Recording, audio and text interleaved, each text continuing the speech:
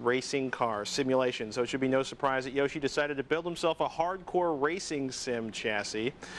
I think we should show this. Yoshi, why did you build this? I don't know if you can see this whole thing at home, folks. This is like 8 feet long. It's built out of steel. He's got 3 monitors hanging off of it. What were you thinking? I had like the little small chassis at first. I did the whole, I'm going to set up some like bricks in my house and put a monitor up above so it's close. And I'm like, that's just, that was a little ghetto for me. I wanted to take it up a notch, so I wanted a full-on system. And what's all? Let's run from back to front. What's all built into this thing? Well, basically, of course, we have to have a computer. So I have the Monarch computer systems, the Hornet, which is an Athlon 64 system. I wanted something small that would integrate, because I wanted everything to be attached to it as much as I could. This amp right here is actually powering my Clark Synthesis transducer, which we'll show you in a second. That's the butt kicker. Yeah, so I got 400 watts going just to the butt kicker. We'll explain the butt kicker part in a second. And of course, you got to have an amp for your speakers, so I contacted Denon, got their AVR 5003 reference series flagship, blah, blah, blah. Could you gone a little overkill on the amplifier? I could have. I think I have about 20 connections back there, and I'm using one.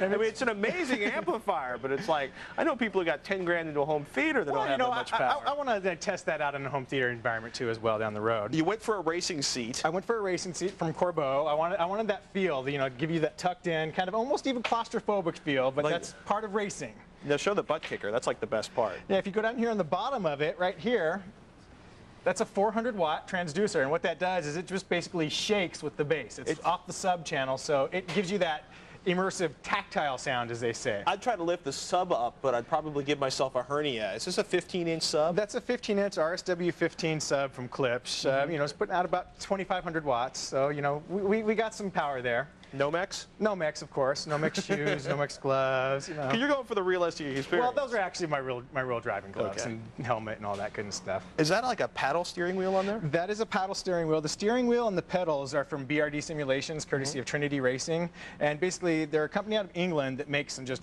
really, really high-end pedals. The pedals are the Speed 7 series, and it's the Pro V2 wheel. And if you're looking for the ultimate take no prisoners and accurate pedals and steering wheels, this is what it's at right now. What's a set of steering wheel and pedals like? I mean, they're amazing. You it's like get about $800 a set. Wow. So you're not getting a little $100 set from CompUSA. The monitors? The monitors are from 9X Media. These are their 21-inch series. They sell them like 3, 4, 10, 16. They'll do whatever configuration you want.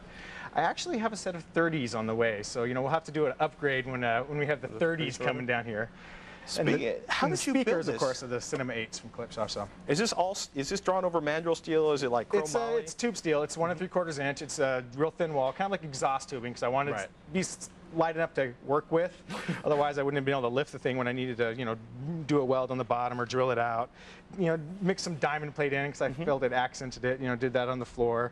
Other than that, it was a lot of cutting. It was a lot of bandsawing, which I actually bought a metal bandsaw for this project. Because there's got to be like 30 joints in here. So we actually have the stills up. Yeah, the first still here, that's, the seat had to go in my car for a while with the 5-point harness just to test and make sure it was an acceptable seat for my, particular application. That's awesome. There's my pile of steel as it started. You can see covered in rust. It was just, second steel, so it was nice and cheap.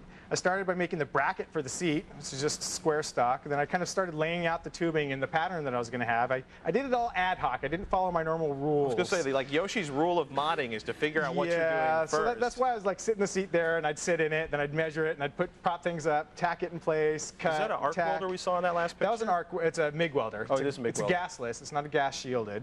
You can see the back of the shelves starting to come together there, and that's so when my welds are getting a little better as it's going on in the process. This is your first welding project. My very first welding project. Wow. Actually, I kind of taught myself through reading online and talking to a few people that knew, but very cool. All very stuff. And bringing it to here. Bringing it to here. I got a lot of really weird looks driving down the freeway with this strapped to the roof of my car. You think? Yeah, just a couple. What was the biggest problem you ran into in designing The biggest problem was the fact that I did it seat of the pants.